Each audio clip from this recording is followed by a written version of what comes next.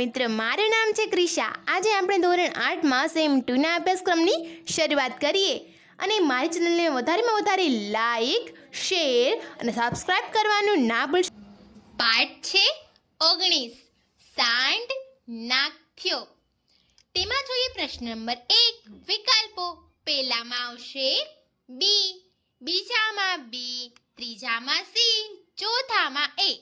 પ્રશ્ન 2 ખાલી જગ્યા પૂરો. પહેલામાં આંખ, બીજામાં ત્રાટક, ત્રીજામાં પાણીના રેલા, ચોથામાં વીરત્વ, પાંચમામાં છરો.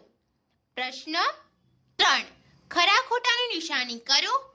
પહેલામાં આવશે ખરું, બીજામાં ખોટું, ત્રીજામાં ખરું ને ચોથામાં ખોટું. પ્રશ્ન 4 યોગ્ય જોડકા જોડો. પહેલામાં આવશે સી, બીજામાં જી, ત્રીજામાં એ, ચોથામાં એફ, પાંચમામાં બી, છઠ્ઠામાં ઈ, સાતમામાં ડી. પ્રશ્ન 5 એક વાક્યમાં જવાબ લખો. પહેલામાં આવશે આખલાને પકડવાનું બીડું રૈજીની સૌથી નાની દીકરી ચંદાએ ઝડપ્યું.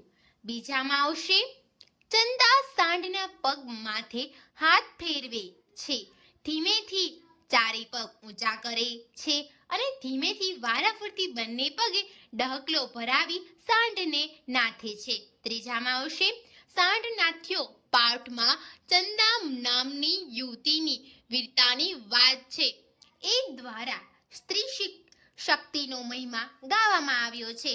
ચોથામાં આવશે ચંદાએ અંતમાં યુવાનો તરફ કટાક્ષ કરતા કહ્યું, તમે પુરુષ દેખતા હો તો હું તો કોઈને પુરુષ દેખતી નથી. પ્રશ્ન 6 2-3 વાક્યમાં જવાબ લખો. પહેલામાં આવશે પ્રશ્ન 6 પહેલામાં આવશે ચંદા સાંઢને નાથવા જવાની છે.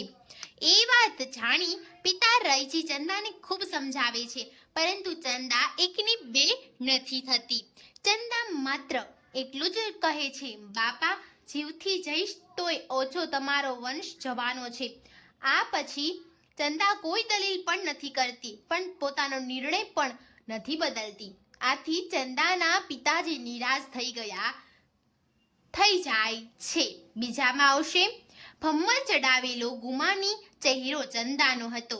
આ સાથે ચંદાનું અભિમાનથી ફૂલેલું નાક, રૂઆબમાંથી સેલા હોઠ, અકળાટમાં ઊભી રહેલી ડોક, હાથ વીંઝતા ખડકની પેઠ, અણનમ રહેતા ખંભા, ફલંગ ભરી ચાલતા છટાક છટાક થતો તેનો ઘાઘરો ને રાતા રંગની ઓઢણીમાં તેનો ઘઉંવર્ણ્યો દેહ શોભતો હતો.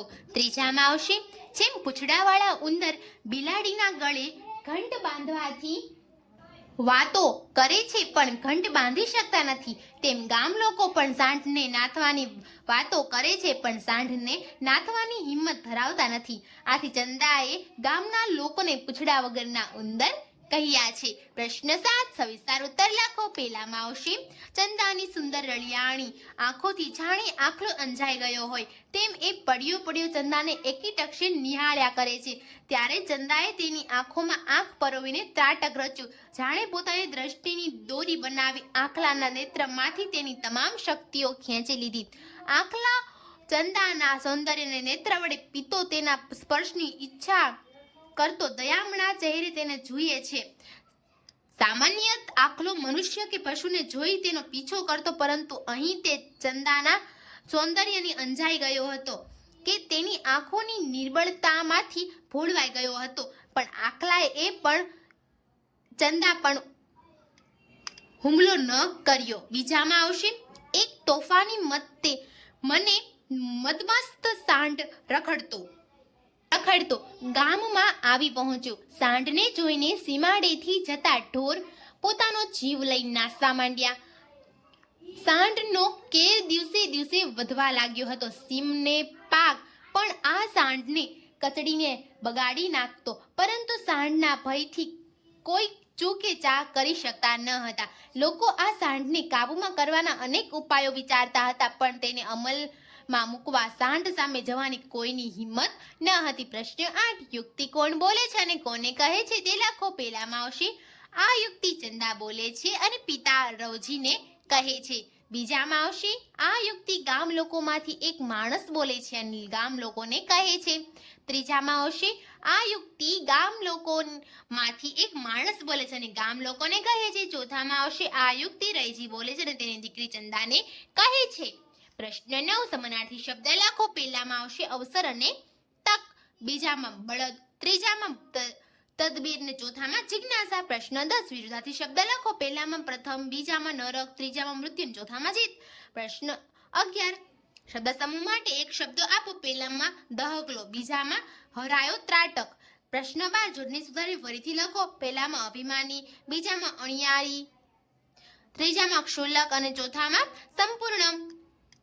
પ્રશ્ન 13 કાવ્યના ક્રમમાં લખો. પહેલામાં આવશે ક્ષણ, બીજામાં છલાંગ, ત્રીજામાં દ્રશ્ય, ચોથામાં પરિવર્તન, પાંચમામાં યમરાજ અને છઠ્ઠામાં રક્ષણ. પ્રશ્ન 14 રૂઢિપ્રયોગના અર્થ લખી વાક્ય પ્રયોગ કર્યો. પહેલામાં આવશે સાવ ચૂપ થઈ જવું. વાક્ય બનશે કોર્ટમાં ન્યાયાધીશ આવતા જ કોઈ ચૂકીચા ન થયા. બીજામાં આવશે ખૂબ જ ચિંતા થવી. વાક્ય બનશે હોસ્ટેલમાં રહેતો વૈભવ પર્વતારોહણ માટે જતા તેના માતા પિતાને જીવ પડી કે બંધાયો હતો. ત્રીજામાં આવશે ખૂબ જ ગભરાઈ જવું. વાક્ય બનશે જંગલમાં પ્રવાસીઓના નિવાસ સ્થાનને અચાનક સિંહ આવી ચડતા સૌના હાજા બગડી ગયા. પ્રશ્ન 15 સમાસ ઓળખી તેનો પ્રકાર લખો. પહેલામાં આવશે દ્વંદ્વ સમાસ અને બીજામાં પણ દ્વંદ્વ સમાસ. પ્રશ્ન 16 સાદું, સંયુક્ત અને સંકુલ વાક્ય શોધો. પહેલામાં આવશે સંયુક્ત વાક્ય અને સંકુલ, બીજામાં સાદું વાક્ય, ત્રીજામાં સંયુક્ત વાક્ય. પ્રશ્ન 17 સ્વર વ્યંજને જોડી શબ્દ બનાવો. પહેલામાં ભમરો, બીજામાં ભમર ને ત્રીજામાં મસ્ત.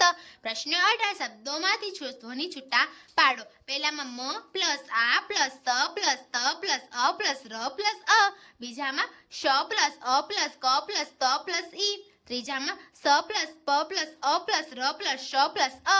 પ્રશ્ન 9 સાંઢ નાથ્યો પાઠમાંથી દ્વિયુક્ત પ્રયોગ શોધીને લખો.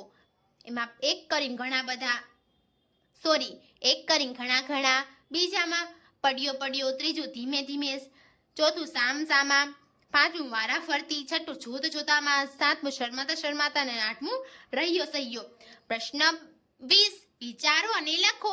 પહેલામાં આવશે જો હું ઘરમાં એકલી સૂતી હોઉં અને ઘરમાં ચોર ઘૂસી આવે તો હું એમ જ સૂઈ રહેવાનો ડોળ કરીશ અને જેવા ચોર ચોરીના કાર્યમાં વ્યસ્ત થશે કે તરત જ ધીમેથી મોબાઈલ દ્વારા પોલીસને જાણ કરી દઈશ અને ધીમેથી ઊભા થઈને ઘરની બહાર નીકળી જઈને દરવાજો બહારથી બંધ કરી દઈશ અને ધીમે ધીમે પાડોશીને પણ જગાડી દઈશ. એટલામાં પોલીસ આવી જશે અને દરવાજો ખોલી ચોરને પકડી લેશે.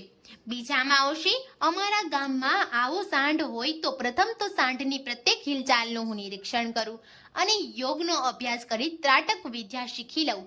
ત્યારબાદ મારા મિત્રોને હાથમાં તીર કામઠા લઈને સાંઢથી થોડી દૂર છુપાઈને ઊભા રહેવાનું કહું. જ્યારે સાંઢ આરામથી બેઠો હોય તે સમયે ધીમે ધીમે તેની પાસે જાઓ અને નિર્ભીકપણે તેની આંખમાં આંખ પરોવી ચંદાની માફક જ ત્રાટક રચી તેને વશમાં કરી તેને પંપાળતા તેના ગળામાં ડહકલો ભરાવી દઉં. ત્રીજામાં આવશે તોફાની અને મદમસ્ત સાંઢના ભયથી ગામના ભલભલા શૂરવીરો પણ થરથર કાપતા હતા. પણ રવજીની દીકરી ચંદા બહાદુર હતી. તેણે આખલાને નાથવાનું બીડું ઝડપ્યું અને ચંદા નવી વેશભૂષા અને ડહકલો વગેરેથી સજ્જ થઈ આખલાની સામે જાય છે. આખલાની આંખમાં આંખ પરોવી ત્રાટક રચે છે. આખલો પણ ચંદાની રળિયામણી આંખોથી અંજાયો હોય તેમ ગરીબડો બની બેસી રહે છે.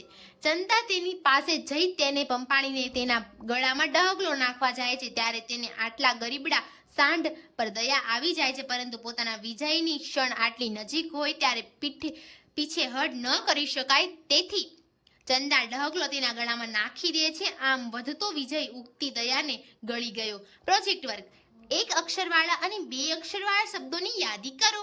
એક અક્ષરવાળા શબ્દો એમાં શ્રી, હું, છો, પી, બી, રૂ, થી, જુ, તું, હા, ના, થી, બુદ્ધિ, પા, મા, બા, વા વગેરે. બે અક્ષરવાળા શબ્દો નીર, ખીર, ક્ષીર, ચિત્ત, ખંત, વવીર, રાત, ભલું, ભવ, બળ, ફાસ, પંચ, નભ, થક, વૃક્ષ, મોર, કળા, સાપ, પથ, કર્તા, કૃતિ, ઘાસ, ચિત્ર, પીછું, ફૂલ, મધ, નખ ને વગેરે. તો બાળ દોસ્તો, આ સાથે આપણો 9મો પાઠ જે પૂરો થાય છે. અને આવા જ વારના વિડીયો જોવા માટે મને કોમેન્ટ કરી જરૂરથી જણાવજો. તો આવજો બાળ દોસ્તો, ફરી મળીશું નવા વિડીયો સાથે. ત્યાં સુધી આવજો.